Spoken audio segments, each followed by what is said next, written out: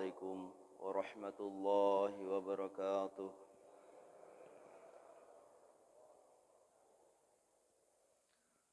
الحمد لله الحمد لله الذي قد هجر لنا من الظلمات إلى النور، والصلاة والسلام على محمد خير الأنوار وعلى آله وصحبه أهل الصدق والسرور.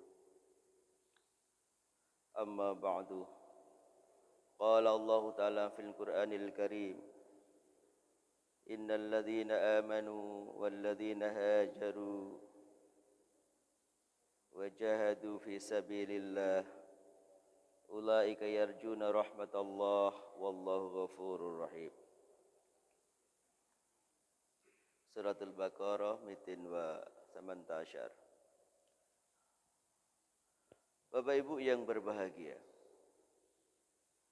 marilah kita ucapkan rasa syukur ini kepada Allah dengan ucapan Alhamdulillahi Rabbil Alamin atas segala nikmat yang telah diberikan kepada kita.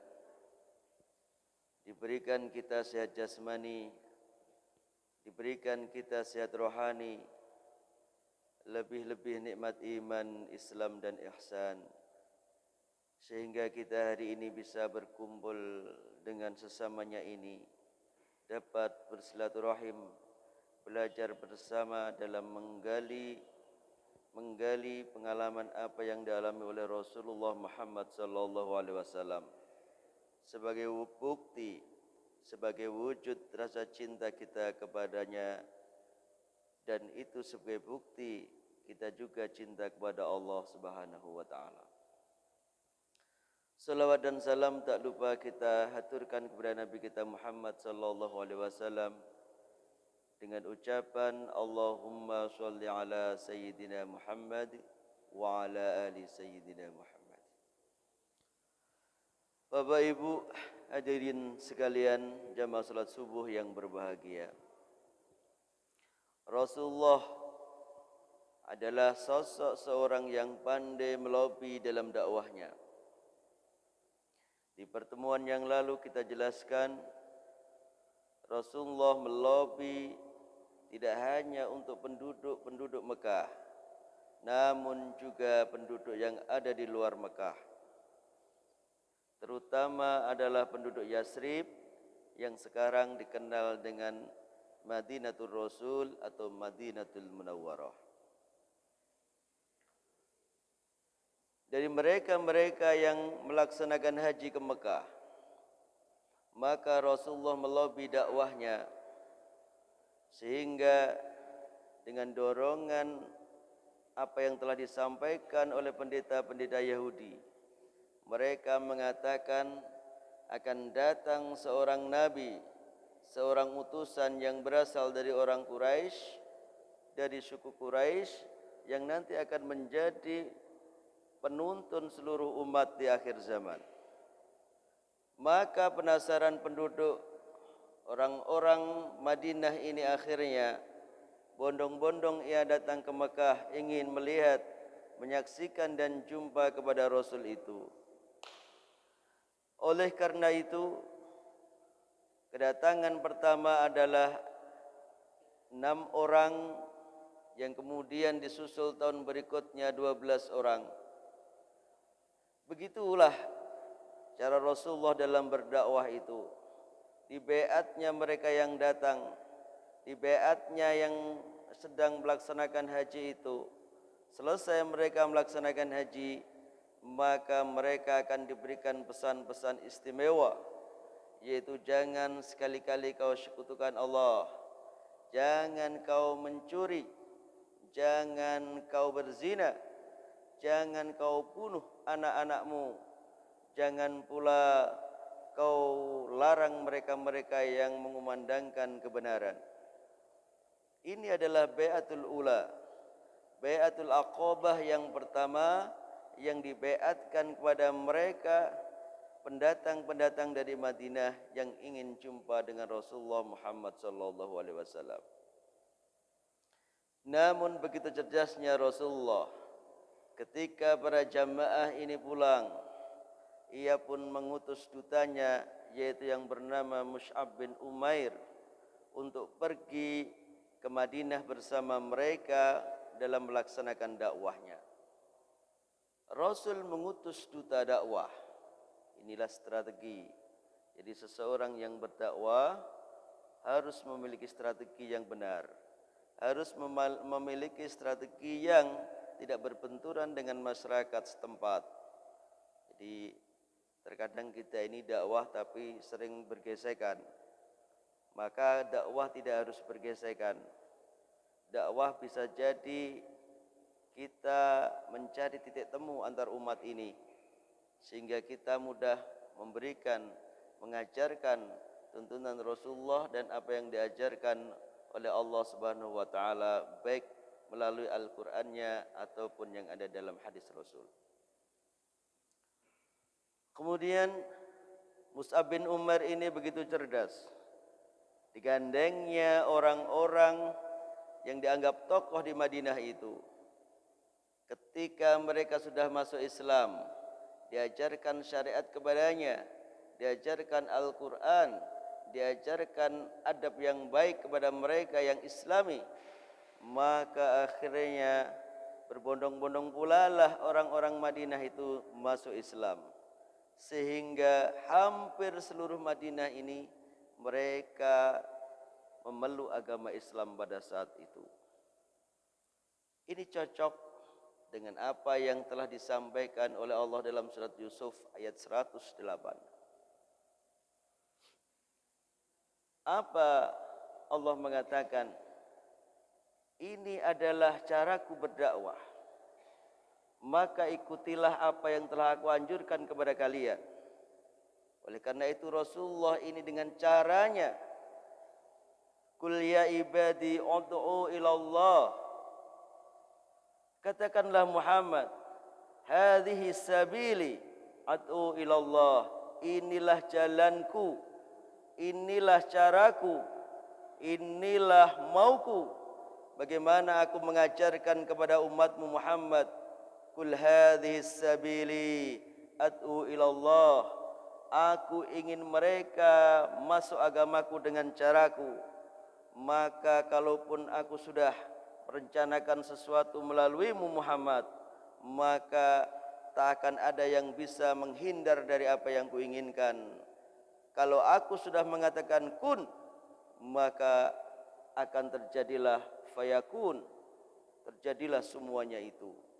Bila aku menginginkan Yasrib seluruhnya bisa masuk Islam dan akan menjadi penduduk-penduduk yang makmur, yang nantinya akan menjadi cikal bakal daulah Islamiyah, yang kau bisa mengembangkan Islam dari situ tumbuhnya, maka tak ada persoalan buatku.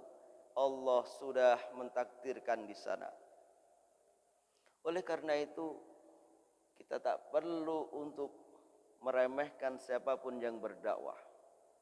Karena sesungguhnya yang kita remehkan itu suatu waktu akan menjadi kenyataan. Karena yang kita remehkan suatu waktu akan menjadi persoalan buat kita sendiri. Bahkan ketika Allah akan menunjukkan kekuatannya, kekuasaannya, bahkan sesungguhnya sesuatu yang kita anggap tak mungkin itu akan menjadi sebuah kenyataan. Bapak Ibu yang berbahagia, kemudian berhasilnya Mus'ab bin Umair itu, sehingga Mus'ab bin Umair berani menyampaikan kepada Rasulullah, Ya Rasul, untuk tahun yang akan datang, kami penduduk Madinah ini siap menyongsong kehadiranmu ya Rasul. Kalau kau ingin datang kepada kami, maka kami ini siap untuk menyambutmu. Umat ini sayang kepadamu. Semuanya sudah siap menerima ajaranmu dan tuntunanmu. Dan kami siap dibina untuk menjadi umat yang teratur, umat yang taat kepada apa yang telah diajarkan oleh Allah dan dituntunkan oleh Rasulnya Muhammad sallallahu alaihi wasallam. Kemudian terbukti dengan tahun berikutnya, yaitu tepatnya tahun ke-13, maka datang ke Mekah rombongan lebih banyak lagi. Jumlah mereka adalah 73 laki-laki dan 2 perempuan. Ini bukti bahwasanya Islam ini memang agama yang sejuk, agama yang menawarkan keindahan, kedamaian. Islam ini menawarkan sebuah harapan besar, yaitu harapan kebahagiaan. Dilaksanakan Islam, bahagia kita di dunia. Dilaksanakan Islam, bahagia kita pula di akhirat nanti. Itulah akhirnya pada tahun ke-13 dari kenabian, datanglah orang-orang Madinah yang kedua, 73 ditambah 2 perempuan, total semuanya 75 orang. Mereka ingin berjumpa dengan Nabi Muhammad SAW. Bapak Ibu yang berbahagia, di sini ada pertanyaan dari kita ini sesungguhnya. Mereka ini mau Islam atau mau jumpa Rasul? Inilah pertanyaan yang sesungguhnya. Mereka ini mau masuk Islam atau mau jumpa kepada Rasul? Kalau secara psikologi mereka ini bukan Islam, mereka ini mau jumpa Rasulullah. Karena mereka ini orang yang baru masuk Islam. Mereka mu'alaf. Mereka ingin jumpa seperti apa sih sosoknya seorang Rasul itu. Sosoknya seperti apa sih Nabi itu. Coba kalau Bapak sekarang ini tiba-tiba ada Nabi begitu. Nabi Muhammad baru turun sekarang gitu. Bapak mungkin bukan mengutamakan agama, tapi pengen jumpa seperti apa orangnya. Sama halnya ketika Bapak ada merek mobil baru datang. Belum tentu Bapak mau beli, tapi Bapak pasti mau lihat seperti apa bentuknya. Sama halnya dengan Rasulullah itu. Sama halnya dengan penduduk Madinah yang datang ke Mekah pada saat itu. Maka pertama kali ia mau jumpa Rasulullah. Sehingga akhirnya mereka pun menyusun waktu yang tepat menjadwalkannya untuk jumpa dengan Rasul. Maka akhirnya berjumpalah mereka di Aqabah. Kalau Bapak lempar jumroh, itu namanya di Mina itu ada Aqabah. Ya kan? Nah, mereka jumpa di tempat itu. Rasulullah ditemani oleh pamannya Abbas, karena ini jumlah yang sangat besar. Abbas dia khawatir ada apa-apa dengan keponakannya. Maka akhirnya dijumpailah mereka. Jumpalah di Aqabah. Nah, di Aqabah itulah mereka kemudian menyatakan masuk Islam. Mereka melihat Rasulullah itu langsung percaya. Melihat Rasul seakan melihat Tuhannya. Melihat Rasul seakan melihat Allah. Melihat Rasul seakan melihat di dalamnya ada pancaran-pancaran uluhiyat. Sehingga akhirnya mereka hatinya tak pernah jauh dari Islam itu. Karena gambaran Islam adalah Rasulullah Muhammad SAW. Akhirnya terjadilah Bai'atul Aqabah yang kedua. Rasul membeat mereka. Di Bai'atul Aqabah yang kedua ini, maka lebih cenderung kepada karakter manusia. Maka apa yang dipesankan Rasul? Kau harus selalu taat, baik dalam keadaan kau rajin ataupun kau malas. Manusia ini kalau enggak rajin ya malas. Maka semalas-malasnya kau harus tetap taat. Serajin-rajinnya kau harus juga tetap taat. Mungkin kalau rajin, taatnya mungkin lebih tinggi. Tapi kalau pas malas manusia sifatnya itu, maka mungkin taatnya rada berkurang. Tapi tak pernah lepas dari rasa taat kepada Allah itu. Kalau kau ini tidak punya uang, kau harus tetap berinfak. Kalau kau ini punya uang, kau juga harus tetap berinfak.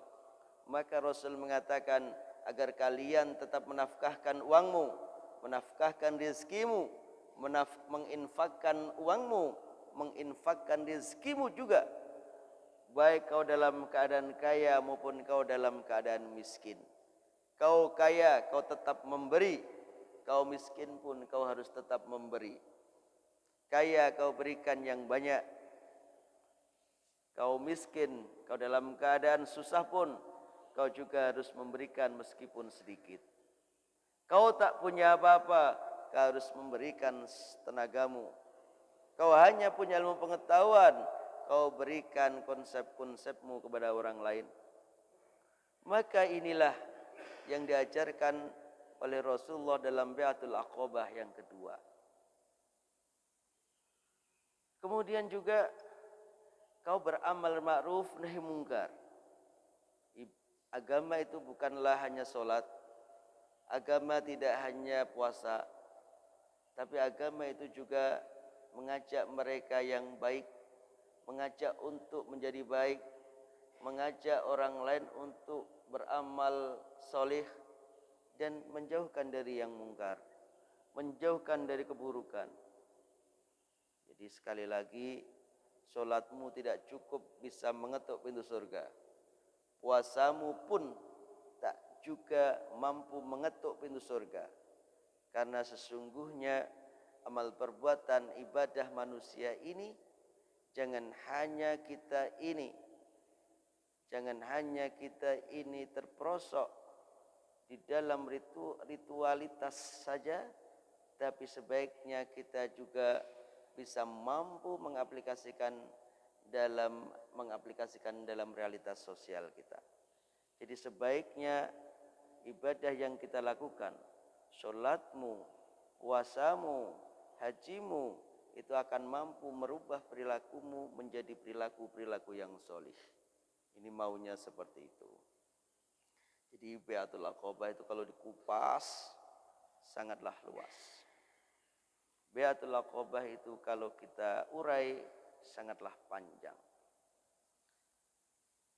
Kemudian yang terakhir pesannya adalah tolong lindungilah Muhammad itu ketika nanti di Madinah.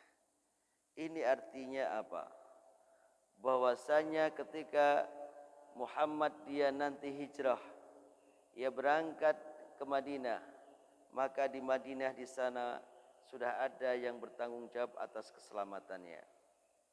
Jadi jamaah tadi itu kemudian nanti pulang, Rasulullah setelahnya beberapa bulan, tepatnya di bulan Safar tanggal 27, Rasulullah berangkat ke Madinatul Munawwarah. Bapak Ibu yang berbahagia, kemudian setelah Bai'atul Aqabah yang kedua itulah Rasul bersama kaum muslimin mempersiapkan diri untuk hijrah ke Madinah. Hijrah ke Madinah tidak hanya pengorbanan harta benda yang mereka kumpulkan di Mekah untuk ditinggalkan. Karena orang-orang Quraisy ini sangatlah kejam. Mereka yang mau pergi berhijrah semua hartanya disita.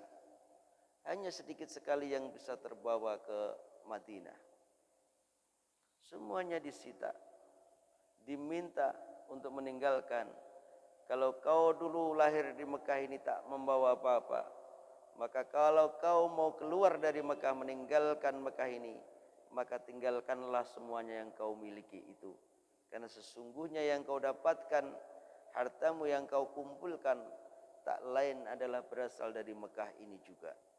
Ini adalah orang-orang Quraisy ini. Kejamnya kelewatan. Kemudian orang Quraisy ini tak ingin kaum muslimin yang ada di Mekah ini berhijrah ke Madinah. Maka karena mereka tak ingin berhijrah ke Madinah, maka dicegahlah. Maka mereka mencegah orang-orang Islam yang ingin keluar dari Mekah.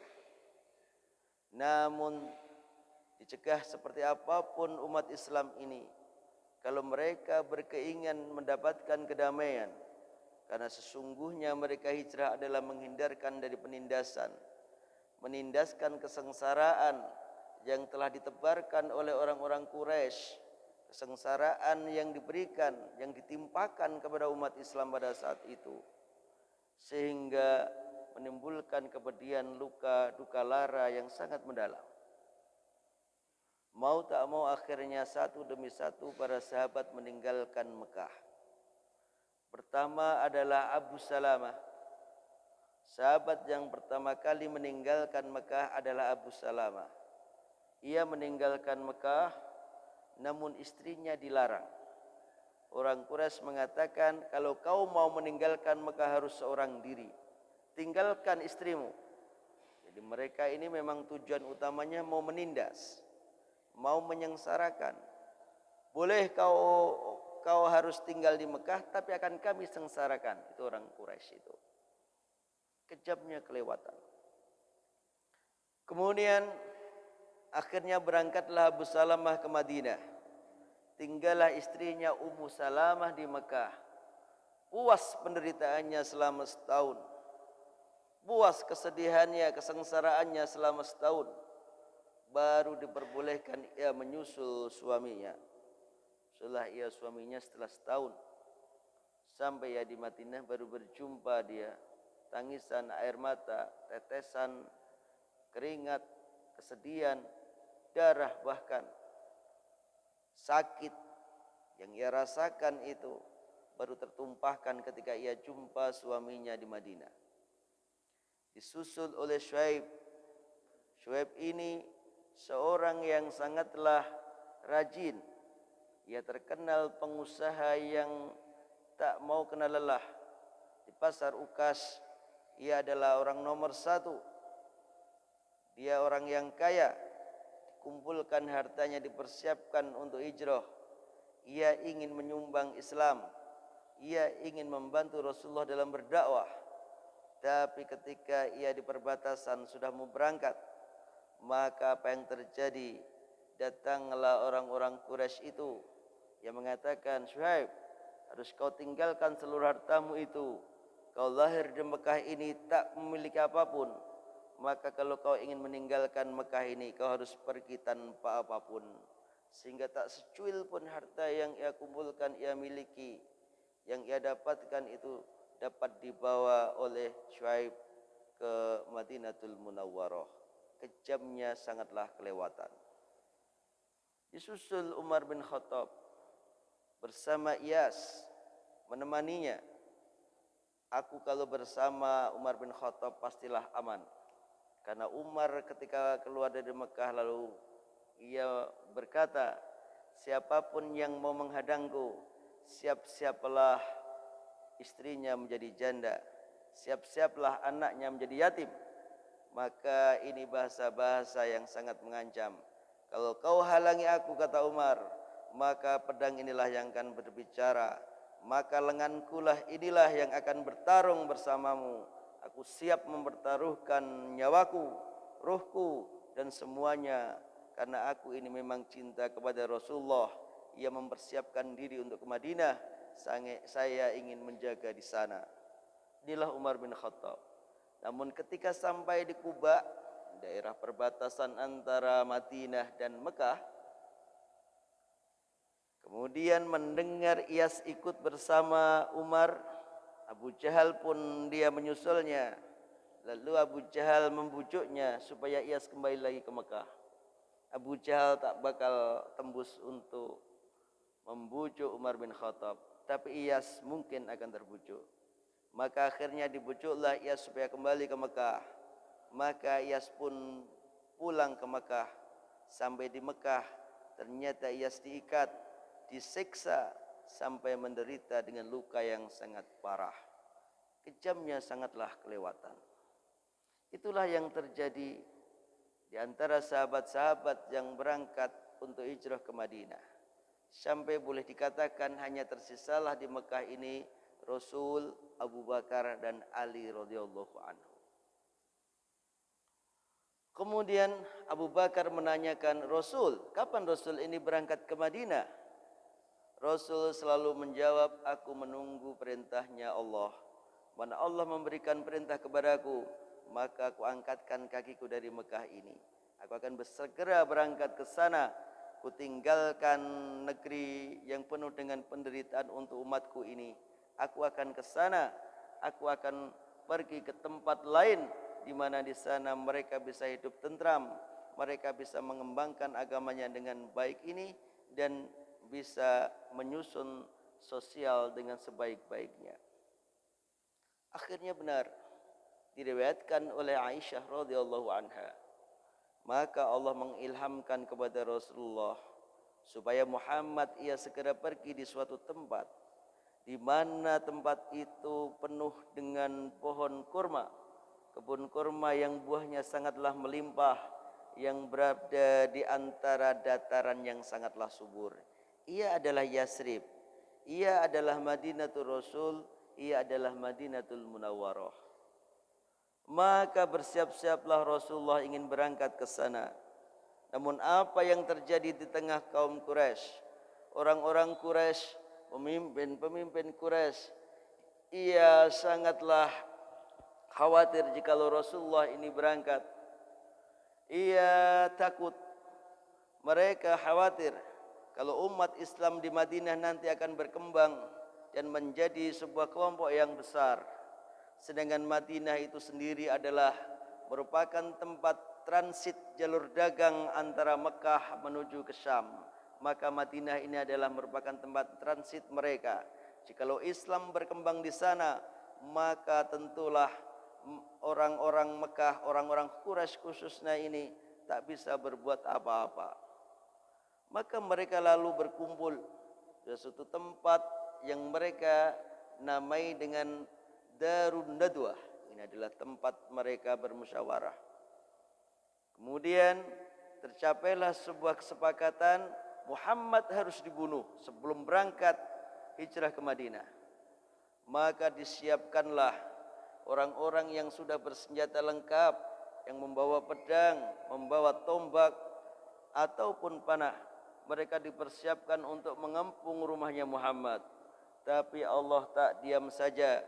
Lalu ia mengutuskan Jibril untuk memberikan kabar kepada Muhammad jikalau orang-orang Quraisy telah berpikiran buruk, telah berniat buruk ingin membunuhnya. Maka kemudian Nabi Muhammad dia memerintahkan Ali bin Abi Thalib untuk tidur di tempat tidurnya dan berselimut dengan selimut yang dipakainya. Ali nanti akan ikut hijrah setelah 4 hari, Pak. Jadi setelahnya 4 hari kejadian ini, baru Ali nanti berangkat ikut hijrah. Kemudian Rasulullah ia bergegas ingin keluar. Ini adalah pada tanggal 27, sebagian riwayat mengatakan 28 Safar. Jadi hijrahnya Rasul itu bulan Safar, bukan bulan Muharram. Kenapa orang mengatakan Muharram? Karena memang hanya sebatas sebagai peringatan. Itu kaitannya dengan kalender gitu. Karena pada masa Umar bin Khattab. Karena pada masa Umar bin Khattab itu, sejak Rasul sampai Umar bin Khattab itu ketika ngirim surat ke negara-negara lain tak pernah ada tanggal. Kemudian buatlah tanggal penanggalan Hijriah itu dibuat pada masa Umar bin Khattab, makanya dimulai dari Muharram itu. Jadi jangan lalu, loh kok Safar? Loh kok Muharramnya kok hijrahnya kok Muharram, seperti itu ya. Jadi sesungguhnya adalah di bulan Safar. Ini riwayatnya sahih. Maka Rasulullah keluar sebelum fajar menyingsing. Rasulullah dah keluar dari belakang rumah, lewat belakang. Ali tidur di balai-balainya Rasul, di ranjangnya Rasul dengan selimutnya Rasul. Kemudian beliau ini keluar dari pintu belakang. Rasul keluar dari pintu belakang dengan tenangnya. Wa ja'alna min baini aydihim sadda wa min khalfihim sadda faghshaynahum fahum la yubsirun. Allah melindungi Rasul, membutakan mereka orang-orang yang telah mengepung rumahnya. Dibutakan dari depan, dibutakan dari belakang, samping, kiri, kanan, sehingga mereka tak melihat Rasulullah yang keluar dengan tenangnya menuju rumah Abu Bakar untuk mengajak berangkat hijrah. Jadi tanggal 27 Safar atau 28 Safar Rasul berangkat. Kemudian akhirnya bersamalah Abu Bakar berangkat untuk berhijrah. Rasul mengambil jalur lain, tidak seperti jalur pada umumnya. Kalau jalur pada umumnya adalah jalur utara. Ini kalau di Ar-Rahiqul Makhtum, itu jalur ke utara adalah jalur menuju Madinah. Karena Madinah itu letaknya di sebelah utaranya Makkah. Kalau di sebelah selatannya itu Laut Merah lalu Mesir, kalau sebelah timurnya itu Palestina, Jordania, dan kalau sebelah baratnya adalah Yaman. Maka Rasulullah ini memutar dari arah barat. Jadi dia memutar dari arah Yaman untuk menuju ke Madinah. Sehingga rada jauh, tapi tak jumpa orang. Yang di depan Rasulullah, di belakangnya adalah Abu Bakar. Karena wajahnya Abu Bakar ini sudah familiar. Wajahnya sudah banyak dikenal oleh penduduk Mekah dan sekitarnya. Sehingga harus Muhammad yang di depan. Karena Muhammad itu jarang dilihat orang. Wajahnya jarang yang tahu kalau itu Nabi. Jarang yang tahu kalau itu namanya Muhammad.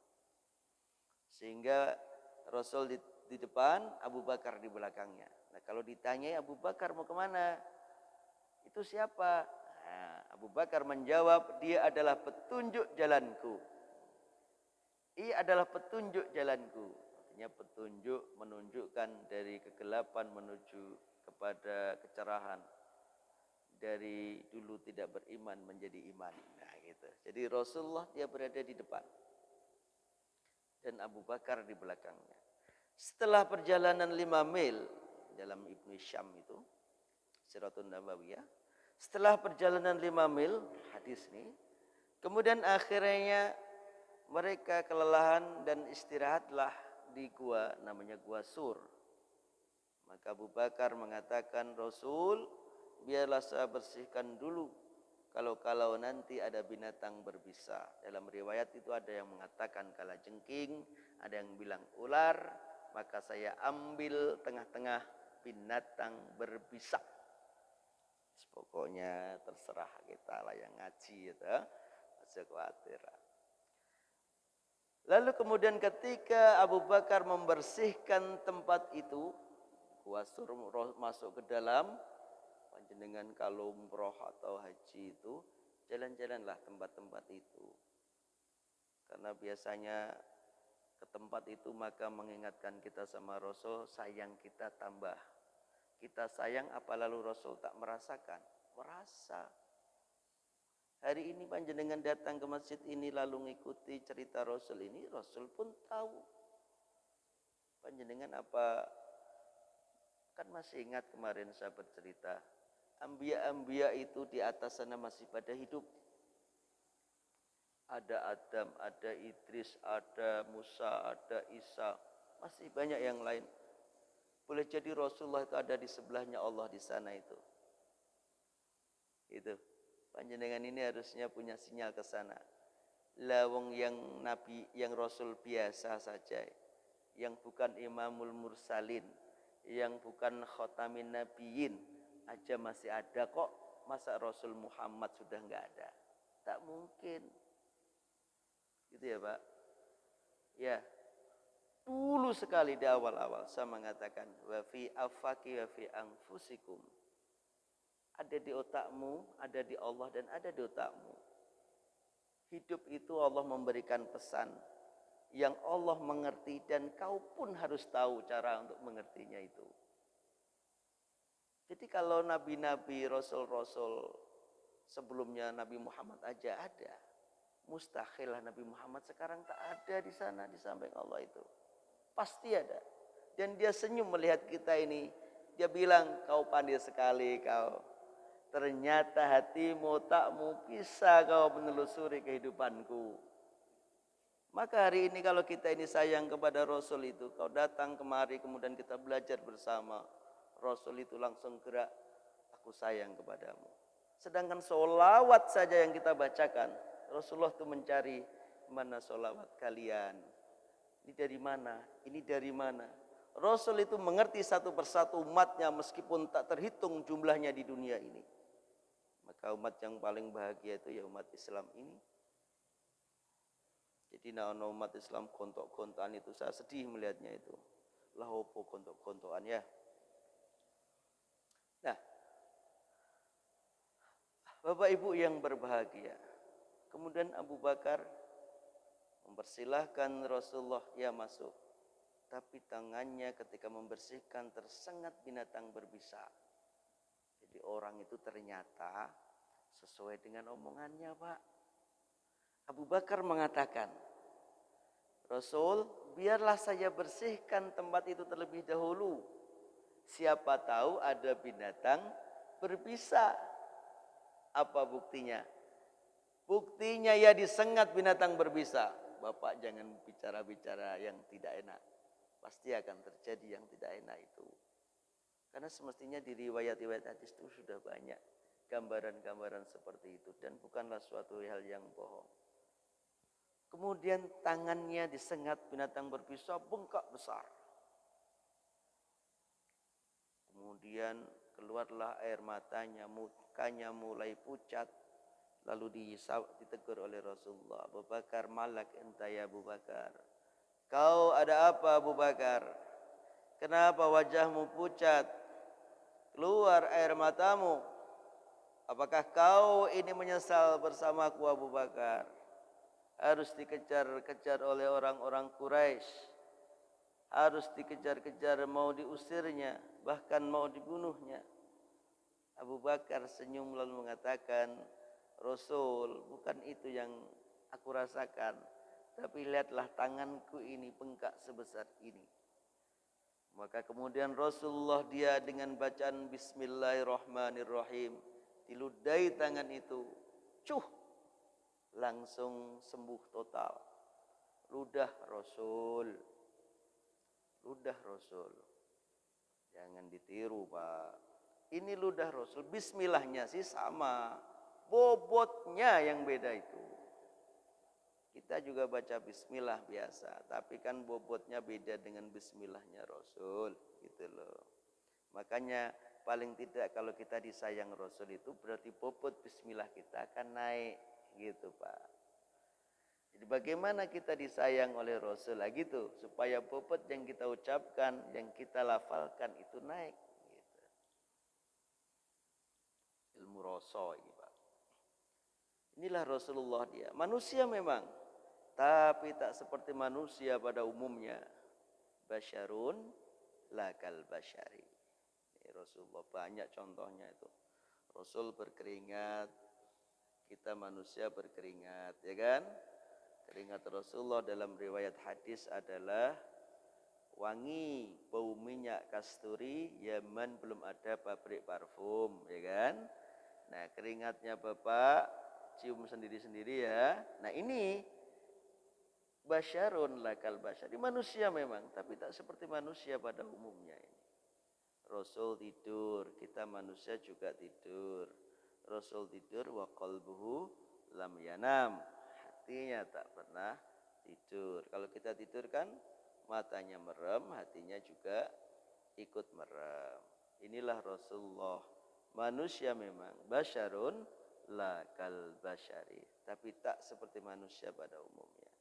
Dan banyak contoh lagi yang lain. Nah, kemudian akhirnya dilanjutkanlah perjalanan. Namun Bapak, ternyata orang-orang Quraisy dia menguber-uber Rasulullah, dicarinya, diburunya, bahkan disayembarakan. Siapapun kalian yang bisa menemukan Muhammad, baik hidup maupun mati, maka kami akan memberikan 100 unta. Akan diberikan hadiah 100 unta. Maka berlomba-lomba mereka mencari Muhammad, ingin mendapatkan hadiah itu. Bahkan dalam sebuah riwayat, Abu Bakar mengatakan, Rasul, di depan kita 2 langkah ini sudah ada orang. 2 orang yang tinggal 2 langkah lagi akan menemukan kita. Apa jawabnya Rasul? Tidak seperti itu Abu Bakar. Allah memberikan perlindungan kepada kita. La tahzan, innallaha ma'ana. Allah itu bersama kita. Apa yang kau sedihkan, apa yang kau takutkan, ini adalah takut yang sangat tidaklah beralasan. Rasulullah dikala yang terhimpit, dikala yang sempit, dikala tak bisa berbuat apa-apa, kalaupun ia ditangkap, Rasul bisa mengatakan la tahzan innallaha ma'ana. Kenapa kita tidak? Sedangkan kita ini tak ada ancaman apa-apa. Hidupmu hidup merdeka. Alasan apa kau ini tidak taat sama Allah, sedangkan hidupmu ini hidup yang merdeka? Kau punya dendam apa dengan bapak ibumu? Apakah bapakmu pernah menyengsarakanmu pada waktu kecil sehingga kau tak mau taat kepada Allah? Apakah kau, ibumu, bapakmu pernah membuatmu enggak makan pada waktu kecil sehingga kau tak mau taat kepada Allah? Apa alasanmu untuk tidak taat kepada Allah itu? Apa alasanmu untuk takut hidup di dunia ini, di bumi ini yang hanya sesempit ini, sedangkan masih banyak planet-planet yang lebih besar yang diciptakan oleh Allah. Allah lebih kuasa dari segalanya. La tahzan, innallaha ma'ana. Itu pelajaran besar dari hijrah, Pak. Jadi habis ngaji ini tenang aja, Pak. Pripun, Pak? Mboten kada duit, Ustaz. Biasalah, paling gede longgas teko, ya kan? Pripun, Pak? Sakit, Ustaz. Alah, paling sebentar lagi sembuh. Tenan. Dunia itu hanya dua syarat. Kalau enggak sakit sembuh, kalau enggak miskin kaya, kalau enggak hidup mati. Hanya gitu-gitu saja. Apa yang ditakutkan? Itu. Jadi Rasulullah di dalam keadaan yang sempit pun bisa mengatakan hal itu kepada Abu Bakar. Ini adalah sebuah contoh yang bagus. Allah ini kuasa, dia bisa berbuat apapun terhadap kita hari ini. Yang hari ini kau menghitung uang sudah banyak di tabunganmu, boleh jadi besok bisa habis yang kau tak mengerti kenapa habisnya. Yang kau pikirkan hartamu akan kau tumpuk bisa sampai 10 miliar, 20 miliar di tahun depan. Boleh jadi kau bisa akan bangkrut yang kau tak mengerti penyebabnya. Tidak hanya itu, boleh jadi ketika kita baru duduk, kau duduk memikirkan hartamu, tiba-tiba malaikatul maut menjemputmu, maka apa yang kau bisa berbuat? Tapi boleh jadi kau yang sekarang ini terpuruk, kau sudah taat kepada Allah, kau sudah berbuat yang sebaik-baiknya, hidupmu terpuruk, boleh jadi sejam lagi Allah akan memberikan rahmat yang sebesar-besarnya yang manusia tak bisa membuatnya. La tahzan, innallaha ma'an. Pelajaran dari keadaan Rasul dan Abu Bakar yang terhimpit dan tak mungkin bisa berbuat apa-apa pada saat itu. Jadi kalau kita punya keyakinan seperti itu, oh, damailah hidup ini. Damailah hidup ini. Rasul lalu melanjutkan perjalanannya. Kemudian di tengah perjalanan satu hari tak berhenti sama sekali sampai kecapean. Carilah bebatuan yang besar, kemudian berlindung di sebelahnya. Tidur Rasulullah di situ. Abu Bakar menemui penggembala kambing, meminta susunya supaya bisa diperah. Sambil meniup susu kambing yang habis diperah itu hangat-hangat panas, Pak. Itu kalau di Arab itu ada orang menggembala kambing, langsung susunya bisa diperah langsung diminum. Sampai sekarang masih ada. Hangat-hangat panas, ada hangat-hangat. Kemudian akhirnya diminumkan kepada Rasulullah supaya Rasul itu segar tubuhnya. Dilanjutkan perjalanannya kembali.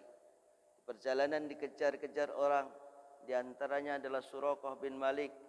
Dia mengejar Rasulullah, namun ketika sudah di dekatnya, kaki kudanya ia terpendam oleh pasir. Kemudian jatuhlah ia tersungkur. Kemudian dia meminta ampun kepada Rasul, ampunilah saya Muhammad, maafkanlah kesalahan saya. Saya ini orang yang telah tersesat, ingin mendapatkan hadiah menangkapmu. Maka jawab Rasul, sudah kuampuni apa yang kau perbuat, sudah kumaafkan apa yang kau lakukan. Tapi jangan kau ceritakan kepada siapapun pertemuan kita ini. Baliklah Suraqah bin Malik, datang Abu Buraidah. Dia datang dengan pasukannya 40 jumlahnya. Dia datang, ketemu kau Muhammad di sini. Maka Rasul lalu melihatnya dan ia melihat wajahnya ada pancaran iman, setitik pancaran iman. Abu Buraidah, kau ini orang baik, mari kau duduk bersamaku. Duduklah Abu Buraidah bersama Rasulullah. Lalu kemudian apa yang kau inginkan? Tuhanmu lebih besar daripada diri kita ini semuanya. Dirimu, diriku, ini adalah debu-debu yang tak ada artinya. sedangkan Allah yang menciptakan seluruhnya alam ini, bahkan bebatuan, tidak hanya debu itu. Maka Abu Buraidah pun dia masuk Islam, seluruh pasukannya 40 orang itu masuk Islam semua. Ini seluruhnya adalah pertolongan Allah dalam keadaan yang terhimpit. Coba kalau Allah mau supaya Muhammad tertangkap, pasti sudah selesai ceritanya. Kemudian berlanjutlah perjalanannya kembali. Dia melewati sebuah tenda Ummu Mabda, seorang perempuan. Dia membuat tenda-tenda, siapapun yang lewat di depan tenda itu dikasih minum. Siapa yang lewat di tenda itu dia punya jajan, kasih jajan. Kebiasaan orang Arab. Orang Arab itu kalau suka pemurah, Pak. Jadi kalau ada orang ngasih makan, dia ngasih makan. Yang ia punya, kalau nggak punya baru dia diam. Lewatlah di depannya tenda Ummu Mabda. Lalu Rasul mengatakan, terima kasih kami diberi air. Boleh enggak saya minta susu dari kambingmu itu? Ummu Mabda mengatakan, kambingku sudah tua, tidak ada yang bisa mengeluarkan susu lagi. Tak ada yang bisa kita makan hari ini, mohon maaf Tuan. Kemudian akhirnya Rasul mengatakan, boleh enggak aku memeras susunya? Biar aku mencobanya. Silahkan. Akhirnya Rasulullah mendekati satu kambing yang sudah tua. Diperas susunya, hanya bacaan Bismillah, Bismillahirrahmanirrahim. Diperas itu, dipegang susu itu langsung kembung jadi gede. Keluar air susunya. Melimpah, semuanya orang bisa minum di tempat itu. Bahkan suaminya heran. Dari mana kau dapatkan susu sebanyak ini? Suaminya Ummu Mabda. Di perjalanan Rasulullah ini, semuanya adalah pertolongan Allah. Perjalanan yang sejauh itu, kalau tak sama sekali ditambah dengan imun, maka imunnya waktu itu susu, Pak. Jadi Bapak ini kalau punya duit ini wajib beli imun. Wajib itu, Pak. Kalau enggak begitu tidak sehat tubuhnya. Karena diberi raga ini adalah disuruh untuk menjaga. Kalau enggak punya duit, ya imun-imun yang lain lah, yang enggak pakai duit ya. Bapak Ibu yang berbahagia. Kemudian sampailah Rasulullah di Quba. Quba ini perbatasan Mekah dan Madinah. Adalah tanggal 8 Rabiul Awal. Lumayan ya, lumayan lama ya. Jadi sampailah di Quba 8 Rabiul Awal. Beliau menginap di rumahnya namanya Kulsum bin Abu Nadim. Dia tinggal di rumahnya Kulsum, menginap di sana, 4 hari berada di Quba. Ya, sampainya hari Senin, Selasa, Rabu, Kamis, 4 hari. Beliau di Quba, kemudian membuat masjid, lalu sholat di sana. Jadi berjamaah di Masjid Quba itu. Inilah masjid yang pertama kali yang dibangun oleh Rasulullah itu. Masjid pertama kali dibangun Rasulullah itu Quba. Jadi kalau Bapak ke sana itu kecil sekali itu. Kecil sekali, kirain bagus kayak ini. Enggak, kecil banget. Enggak bagus juga, ya kan. Tempatnya ini apa? Ya Yaman itulah. Kemudian 4 hari di sana, orang-orang Madinah sangatlah senang sekali.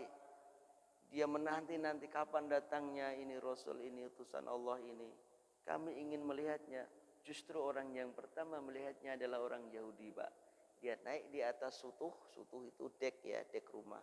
Kalau di Arab itu kan jarang hujan. Jadi rumahnya itu enggak pakai atap kayak kita genting ya kan. Karena kita sering hujan kan biar melorot ke bawah air. Kalau di sana enggak. Jadi atasnya kayak dek gitu. Dilihatnya dari ada cahaya. Cahaya itulah yang Rasul itu, itulah Muhammad itu. Saya pernah membaca di Taurat bahwa dia akan masuk di Mekah ini. Ada cahaya yang kelihatan setitik cahaya dari tubuh manusia, itulah Rasul itu. Itulah yang namanya Muhammad itu. Dia memberikan kabar kepada orang-orang di sekitar Kuba itu, lalu menyongsong kehadiran Rasulullah Muhammad SAW. Kemudian setelahnya 4 hari di Kuba, maka hari yang kelima adalah Jumat. Rasulullah masuk ke Yasrib, namanya masih Yasrib. Ketika Rasul masuk di sana, kemudian berubahlah namanya menjadi Madinatur Rasul. Sekarang orang menyebutnya dengan Madinatul Munawwarah. Lalu disambutlah dengan bacaan-bacaan tasbih. Subhanallah, subhanallah, subhanallah Rasul, subhanallah Rasul, marhaban, subhanallah ya Rasul. Begitu suara-suaranya dalam riwayat hadis. Sebagian mereka ada yang menyanyi. Mereka menyanyi, Pak. Karena sambutan itu dengan syair-syairnya itu. Tala'al badru alaina min thaniyatil wada' wajib syukru alaina mada'a lillahi da' itu terus ke dewe. Nah, ini adalah syair-syair yang mereka bacakan. Mereka merasa Rasul itu datang, inilah panutan kita, inilah yang bisa mengantarkan kita kepada Allah, dialah yang bisa akan memberikan pertolongan kita bila kita ada yang kurang. Kita menghadap Allah tak mungkin kita mampu untuk bisa melengkapi bekal kita menghadapnya. Tapi ketika Rasul bersama kita, maka seluruhnya akan dijamin, seluruhnya akan dibantu. Dialah Rasulullah Muhammad SAW yang menjadi panutan kita dan akan menjadi penolong kita, insyaallah. Amin. Allahumma amin. Bapak Ibu yang berbahagia, karena Madinah ini adalah luas untuk pembangunan kota Madinah, insyaallah akan kita bicarakan di pekan yang akan datang. Pembangunan kota Madinah, kemudian sosialnya masyarakat Madinah, kemudian hukum-hukum Islam apa yang lahir di Madinah, kemudian penduduk Madinah yang tidak sayang kepada Rasul, terutama orang Yahudi siapa saja, apa yang terjadi antar mereka, kemudian nanti sampai terjadilah Madinah sebagai lahirlah piagam Madinah itu, kemudian nanti Rasulullah dalam perkembangannya seperti apa, peperangan-peperangan, nanti kita akan lanjutkan pekan-pekan berikutnya, insyaallah. Perjalanan masih panjang. Insyaallah dengan perjalanan ini semakin memupuk rasa cinta kita kepada Rasulullah Muhammad sallallahu alaihi wasallam. Amin. Allahumma amin. Sampai jumpa insyaallah di pekan yang akan datang. Mohon maaf atas segala kurangan. Usikum wa nafsi bitaqwallah. Wassalamualaikum warahmatullahi wabarakatuh.